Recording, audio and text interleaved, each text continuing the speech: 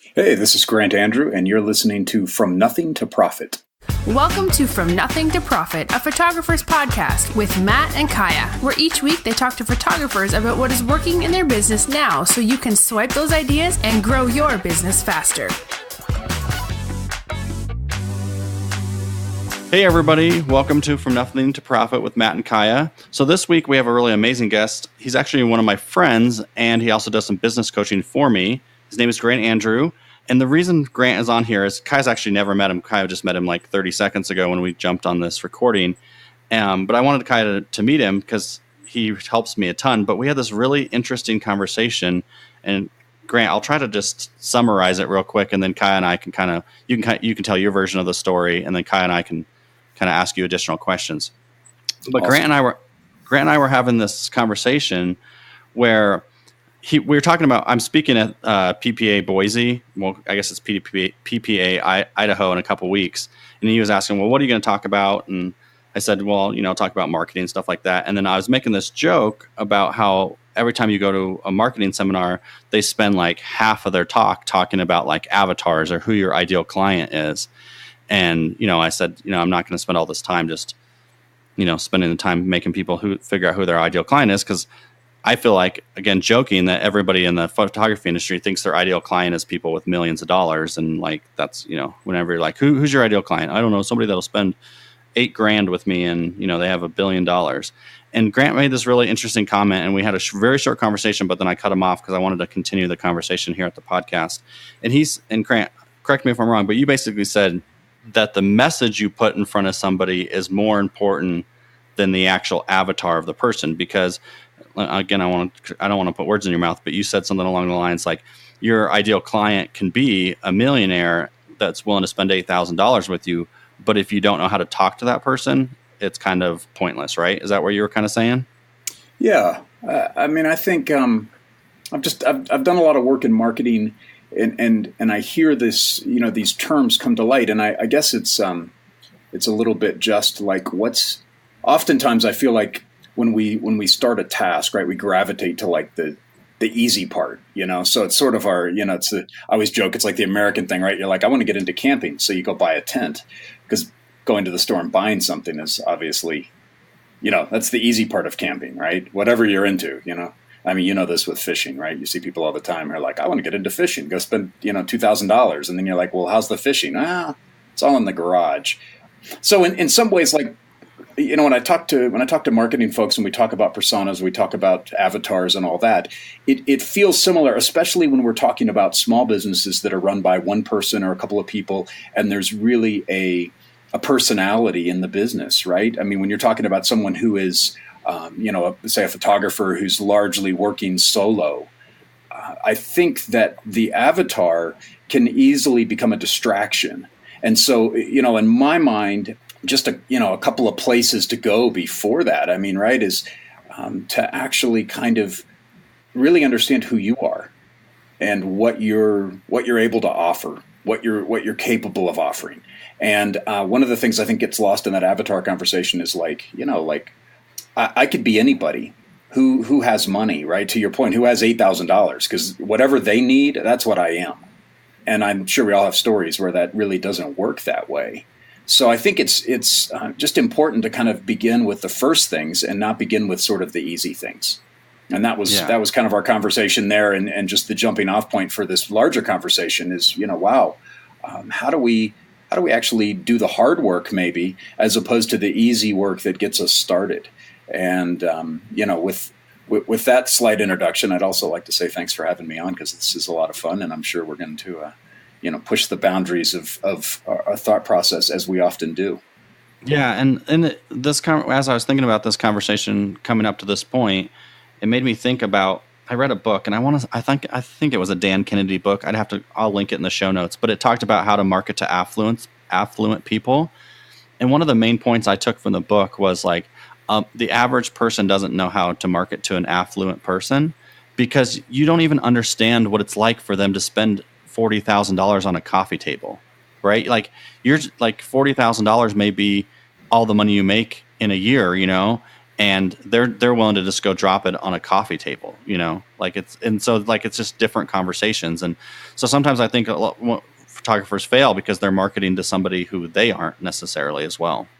Right, and I think ultimately, we're as marketers, we're trying to project or broadcast a message, and the question is, what's the message? And I think in the case of of a business that's run by someone, they're the message. And so, you start with who are you and what are you good at, and where are the places that you really add value, and who you're going to talk to and how you're going to connect with them is all downstream from that. This is such a funny thing. I feel like I'm standing in in like a room, and I'm like bouncing back and forth between you guys. And it's funny because normally I'd be like, all right, I'm out. I'll talk to you guys later. I'm going to go find a conversation where I'm the center of the conversation. Just sorry. But so what you're saying, Grant, is essentially that figuring out your avatar is easy in your viewpoint, but figuring out who you are is more difficult and something that we typically avoid.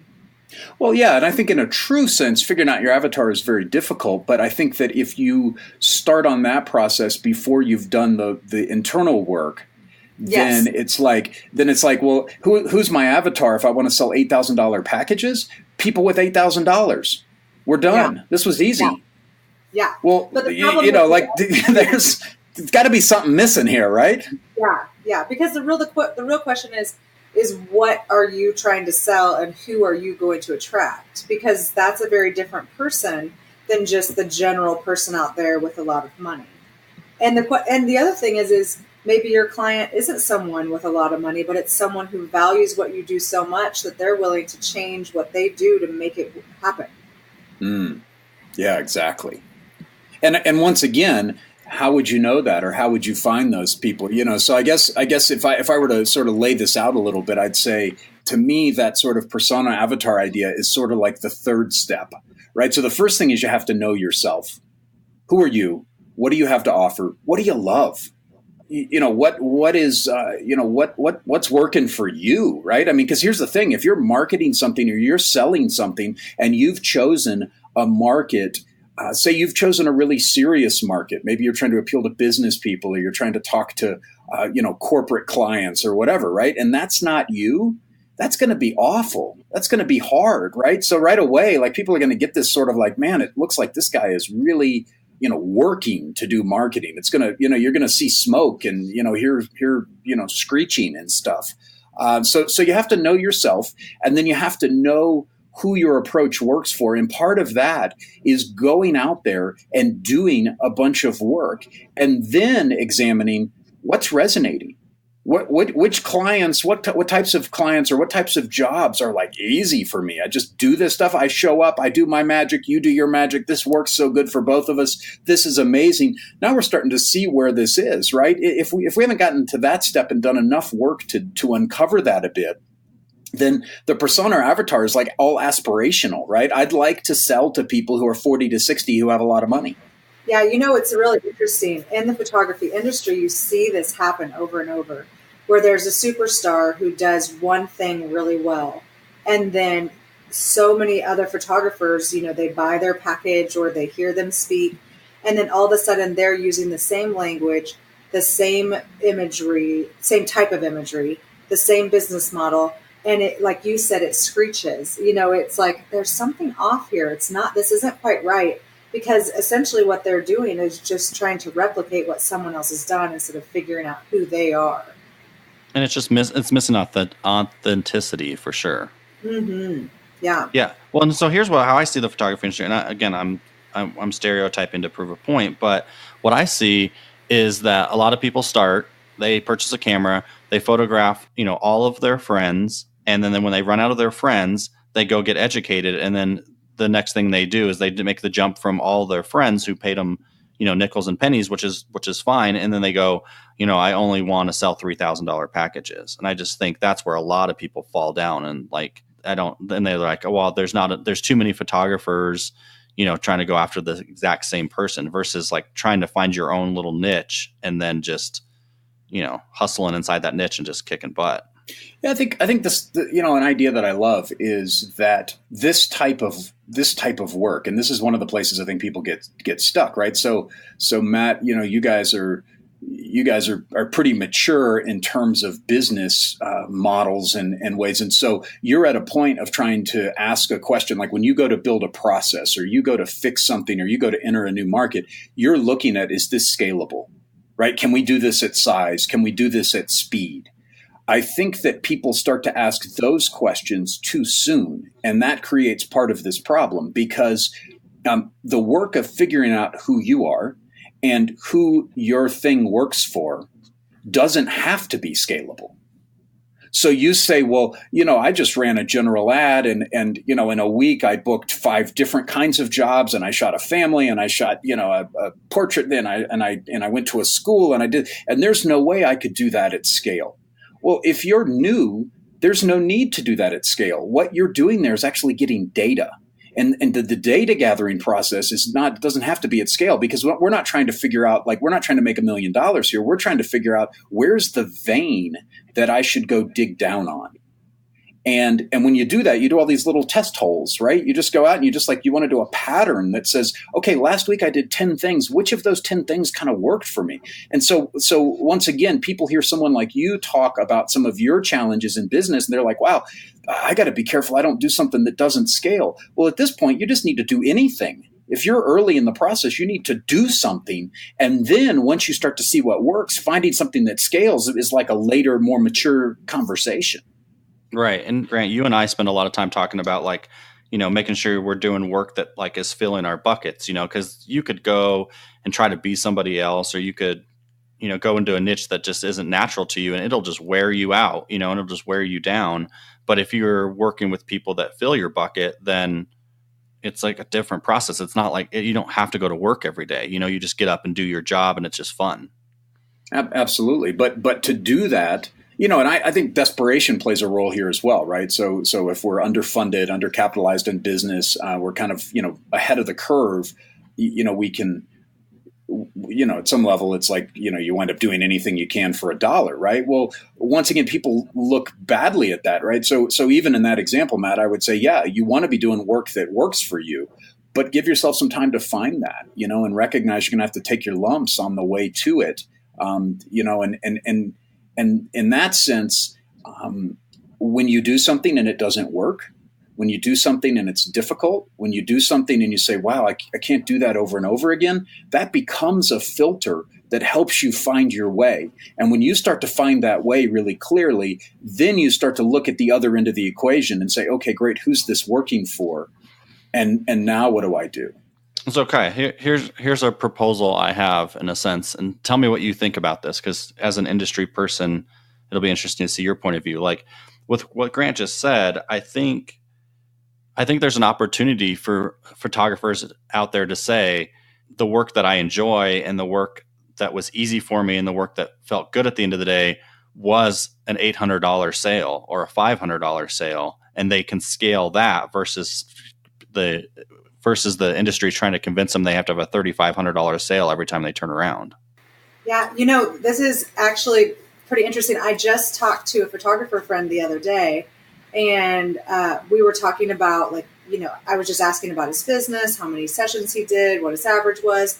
And he said, I think that people literally kill their businesses by having too high of an expectation for their average sale. And then they build their business around it, and they just lose clients as they go. And I do think there's a tolerance in certain, it depends on where you are in that country and where you are in the, genre of what you're photographing, that there's a certain tolerance that people are like, yes, I'll be spending $1,000, or yes, I'll be spending $800, or whatever the number is. That is an easy sell.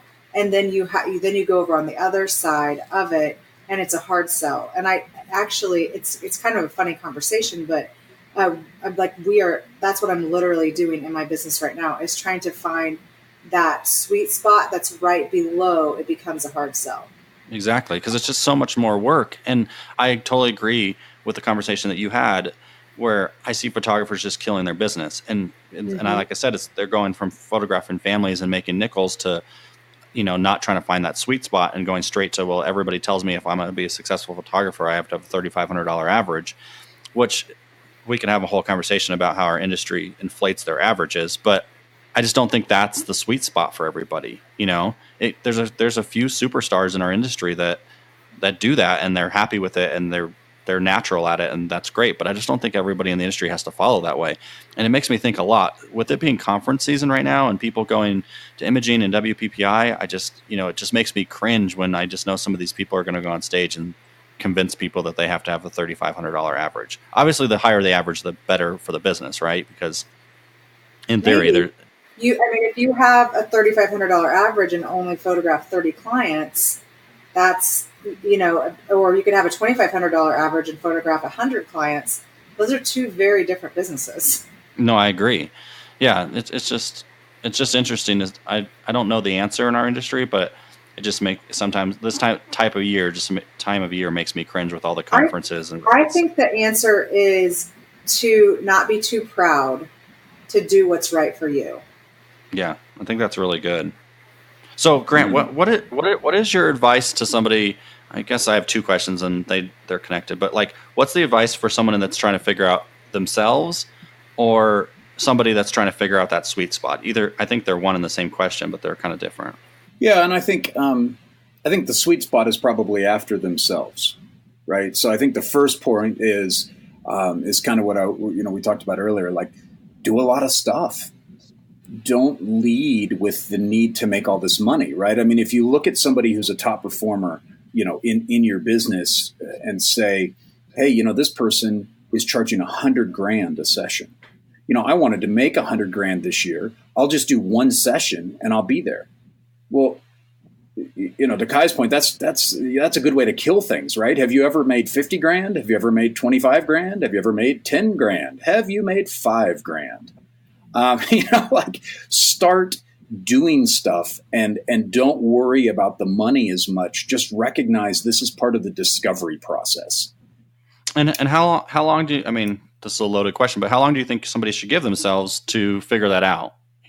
Well, I think, so I'll steal a popular culture reference at the moment. Marie Kondo Ruined Your Life on Netflix is the newest series, and my wife and I watched it because she's read all her books, and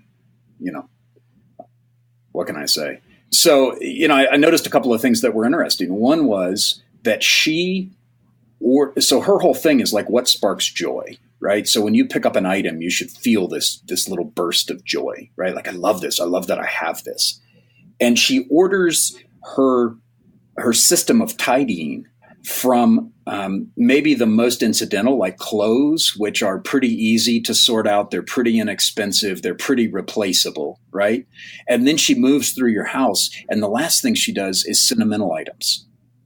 And the reason that she does that is because she believes that as you work through these steps, your sort of compass or your sensitivity to what sparks joy is increasing. And so she puts the hardest thing at the end after you actually start to get a sense of what that is, right? After you've probably picked up hundreds of things and said, does this spark joy? And then actually felt that. So, I would say that if you're looking for where's the measure, it's when you start to recognize that something is sparking joy, to borrow her phrase, right? When you start to look at your schedule and you say, wow, here's what my week looks like. And Monday at 2 is looking like this is going to be great. And Tuesday at 10, that's going to be rough. I'm not sure I almost wish I wasn't making that money that way. Yeah, I think that's super smart. That's such a self-reflective exercise that I think if a lot of business owners and photographers especially focused on that, and they looked at their schedule and just figured out what was giving them joy, they would just be able to hone in so much faster on how to make this business last. Because I'm not convinced that many photographers go out of business because they're broke. I think a lot of photographers go out of business because they're miserable. Right. Which is so then the second half of your question follows there, which is, okay, so now we're starting to see that, whatever's Monday at 2, a family, a senior, a portrait shot, whatever is happening Monday at 2 that's so exciting to you, right? Then we start to say, how do we make that a bigger part of our business? How do we expand that sweet spot, which goes to Kai's point about pricing and beginning to look for. Now you look at it and you say, wow, my average session cost, I'm really wanting to get my number up to 3,500. This is 800. But then you have to ask yourself, would I love a week of these $800 activities just booked? Would this fill my bucket if I was doing a lot of this stuff? And what does it take to do a lot? Because so if you think about the process, you have to find your way here, right? So we do all the little test holes. We kind of figure out where the sweet spot is. We find that sweet spot. Now we want to kind of switch to a diet of that, right? And if we switch to a diet of that and we became the expert at that thing, we're going to get good too, right? So a lot of things are going to happen here. It isn't just like, oh, I'm going to choose this. It's that my workflow is going to improve. My process for this is going to get better. My ability to talk about this, my ability to share examples and testimonials and social proof about this particular type of work is going to get really deep. And that is how you're going to get to a large average ticket in the thing that's your sweet spot.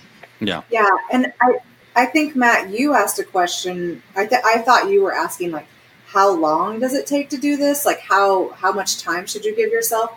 And I feel like that this is a cycle that you just go throughout your life. But especially, as a photographer, I feel like I've kind of done that over and over, like, thrown a bunch of things out there to see what I really wanted to do and then gone, this is the thing, honed down in on it. And then, when I was ready, I've thrown a bunch of other things out there to try, like kind of gone through that cycle repeatedly.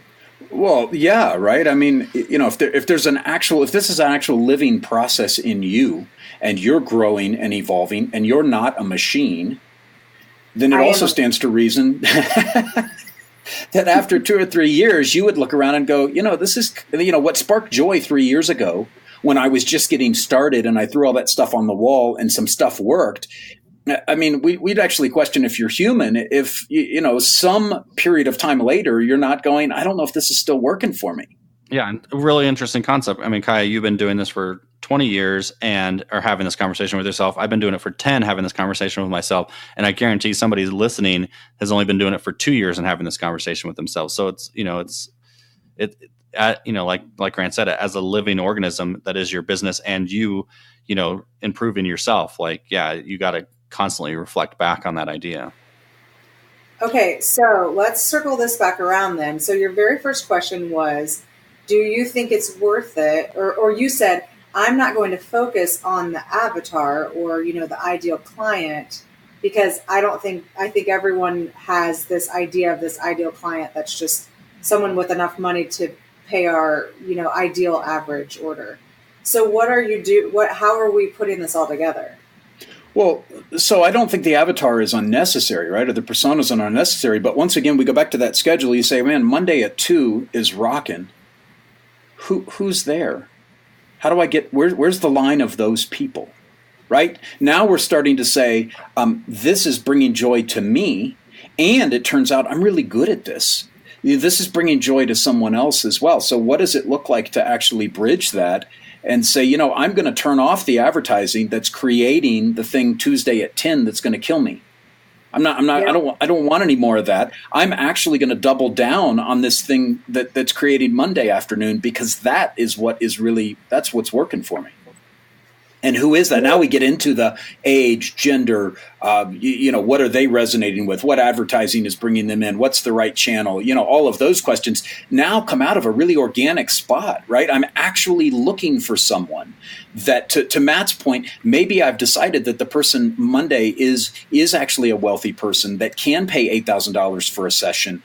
And But now I'm like, okay, this is organic. Like when I get that person in front of me, I'm going to have a pitch. I've got something to say, as opposed to going, okay, great. It turns out this is what my avatar looks like. Okay, great. Here's one of those folks. What would you say to them? And you're like, I have no idea. Yeah, you've got something authentic and real to say to them and something to offer them and an example of what you've done before. Yeah. That's really, it's interesting because I think so much of the time, like you were saying in the beginning, we have this idea of what we should do and don't really know how to get there. And I think our world has become even more and more like that. We see the finished picture on Instagram of what a life should look like, but the process to get there is messy. And it's you're doing things you like, you're doing things you don't like, you're testing, you're trying things, and you're having to really look inside of yourself too. Yeah, and to go back to a concept that Matt mentioned earlier, conference season and people getting bombarded with all of these ideas. I think I would say two things that I think are important for folks. One is synthesize. Mm-hmm. Not lift and drop, not cut and paste. Synthesize. Listen to your, and once again, I mean, you look, seek out people that, not just people that make a lot of money, but also seek out people that are authentic in ways that you can appreciate, right? So be careful who you're even accepting advice from to begin with, right? If you're accepting advice from, schmucks that seem too slick or too polished and not enough real like you, they're not messy like you are, then probably a lot of what they're saying is not going to be useful for you, right? So seek out voices that you resonate with on a bigger plane, right? And then listen to their business advice. But then the other piece of that is, as you listen to that, synthesize it, listen to it and say, wow, okay, so that's your experience. How does that apply to me? And take the pieces that you can lift and drop and use those. But then the second piece of advice is look for coaching programs, look for things that leave room. Here's your part. Right? Here's the words, here's the framework, here's the kind of big idea, and then here's the place where you're going to want to use your words and your ideas and connect to your client in a way that resonates with you, right? Because I think good coaches and good, good presenters, good people that are really trying to influence something recognize that giving people an exact script that's formulaic, especially when it comes to the part about what you actually do, is actually going to be a deal killer, because also then you're going to attract clients. If clients resonate with that, it says something about them and whether or not they're really authentic, whether they're living out of that. So, they're going to have an awakening and leave you in the dust. Yeah. I was thinking too about the process of really figuring out what you love, what you don't love, looking at your calendar essentially and figuring out how you feel about it. And I feel like sometimes we tend to not be honest with ourselves, tend to not really, really be able to see the truth of it. And I was just thinking about, sessions recently, throughout the last year or two, and my assistants will go, my goodness, you were really grouchy, or were you mad at them or, that type of thing. And I'm like, no, I totally wasn't. But now that I'm looking or my husband, talking to him about something, I think that, letting other people that are in your, that see what you're doing and your behavior influences them. I think letting them speak to that, what you love to do, may be helpful too, if you just don't really know. Because now that we're talking about it, I'm thinking that was a sign that I wasn't really paying attention to it at the time.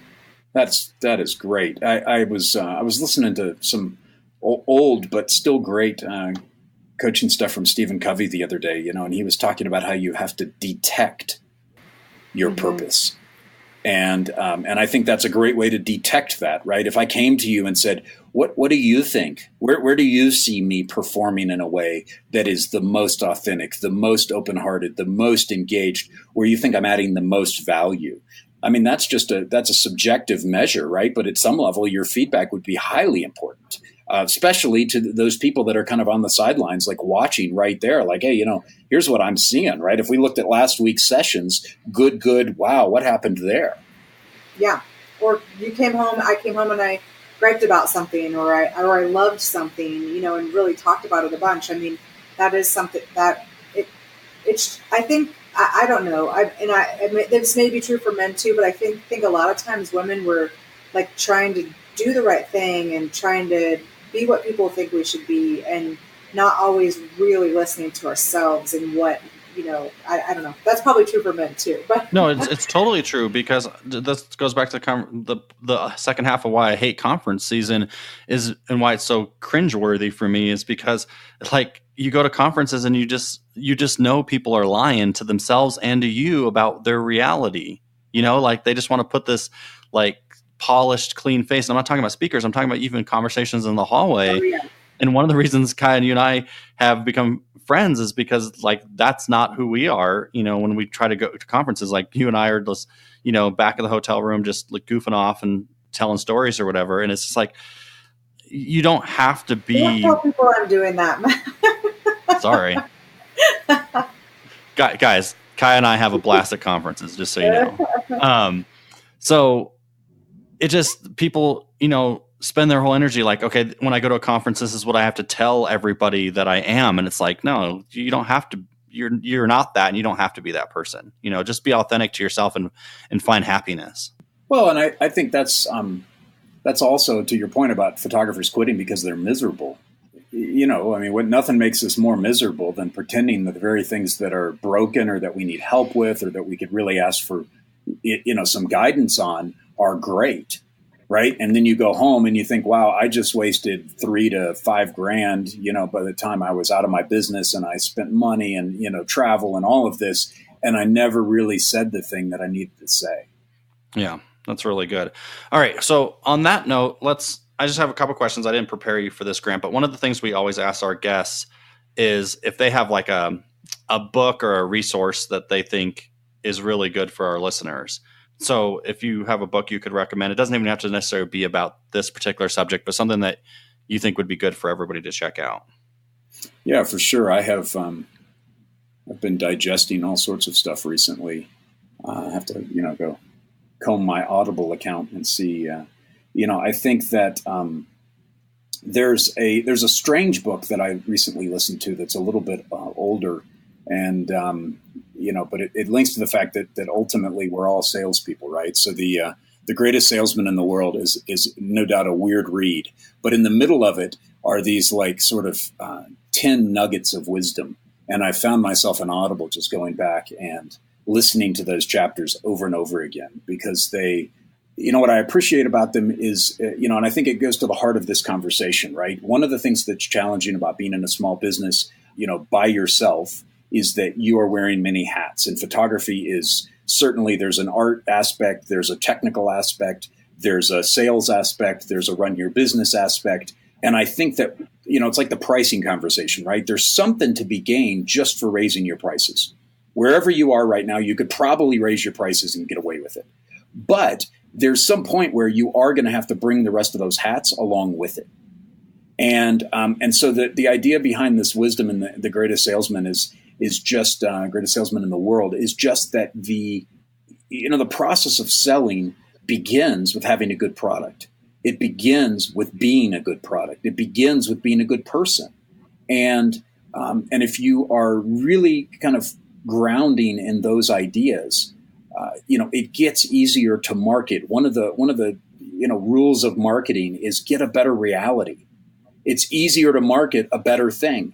And so if the thing that you're marketing is you, then the first place to begin is to be better yourself. And as you grow and you're more tuned into and sensitive to the places that you're strong, the places that you're weak, the places that you have risk, the places that your business could go off the rails, and then begin to take action to fix those places, then, the easier it is to go out and market something because it's true. It's whole, it's real, it's authentic. And those are the things, if you really think about our world fundamentally, that's what we're actually looking for. People are looking for someone to take their picture that sees them. And that's going to begin with seeing yourself. Yeah. That's really good. I know. Matt, you and I were talking about how sometimes it's really hard to promote things the other day. Right. And not specifically anything, but I was just saying, like, portraits are so easy for me to promote because I know myself and I know how much I value them.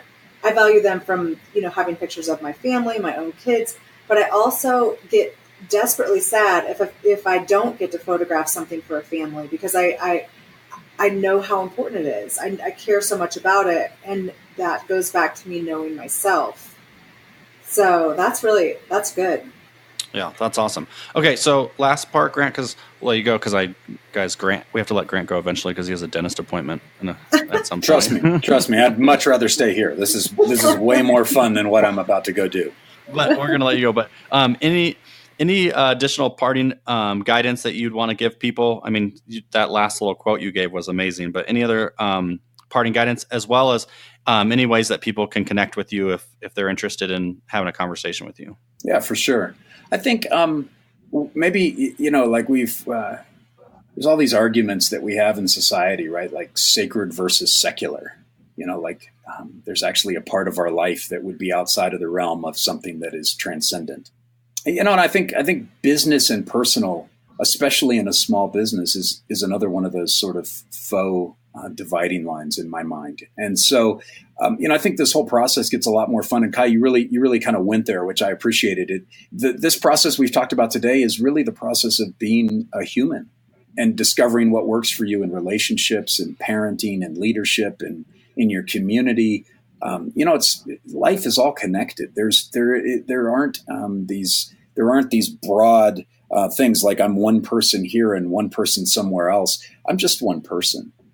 And so, I think it's fun if you look at your business as a canvas to play with and experience the creativity and the gifts that you have, and find ways to give those gifts out. And obviously, I mean, money and there's all kinds of stuff that cuts into that as a pure experiment, right? But if your aim is to say, wow, I'm trying to find my way through the world, and I'm trying to figure out who needs my help while I'm here, and I'm trying to figure out who can help me.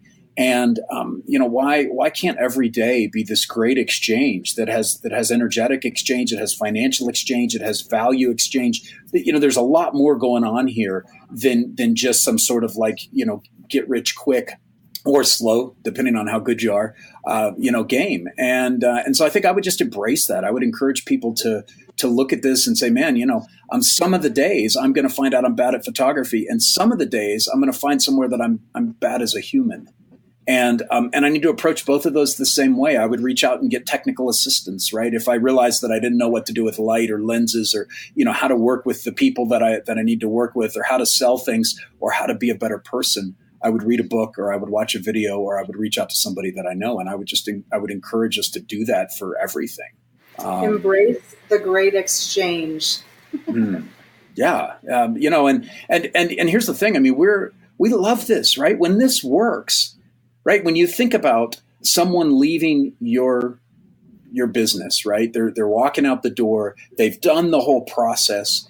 You've captured something that is unique and rare, and it just created a moment for them, and they've experienced in your presence a moment. Maybe they've been something, or they've exposed something that they don't know even how they got there, and they're leaving, and they've given you the check, and you've given them the product, and I mean, if you just hold that moment, right? They're thrilled, you're thrilled, there's laughter, there's smiles, there's this sense of camaraderie. That's what we're going for here, right? Is just that fundamental exchange. And there's a billion moving parts in it, but let's not lose that that's what we're looking for in the process of making one of those areas better.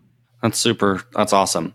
All right. So if somebody wants to continue this conversation with you, this or another conversation with you, how is it best for them to reach out to you? Drop me an email at grant@grantandrew.net. Right. And it's singular, not plural, your last name, right? Unless there's more than one of us. So grant@grantandrew.net, Andy Grant in Canada. If that guy would give up grantandrew.com, I would really appreciate that. But for the moment, we're on grantandrew.net. So yeah, grant@grantandrew.net. I'd love to have a chat about anything that's on your mind. Awesome. Well, Grant, thanks for being on here. I hope that we can have you back in the future, because, I mean, what you're helping me and Allison do in our business has been awesome, and being able to meet us right where we are. And it's been huge what you've done to help us. So hopefully we can have you back on it as you and I have some really interesting conversations. And I'll probably stop you at another one and say, whoa, let's finish this one. Let's finish this on the podcast. But let's do that for sure. So thanks for being on here. I really appreciate it. And everybody, give us Kaya and I some feedback, and reach out to Grant if he resonated with what he said and you think that he can help you. And we'll see you guys next week. Thank you for listening to From Nothing to Profit, a photographer's podcast with Matt and Kaya. Be sure to subscribe for more business strategy and ideas to help you create the profitable and successful business you've always wanted. See you on the next episode of From Nothing to Profit.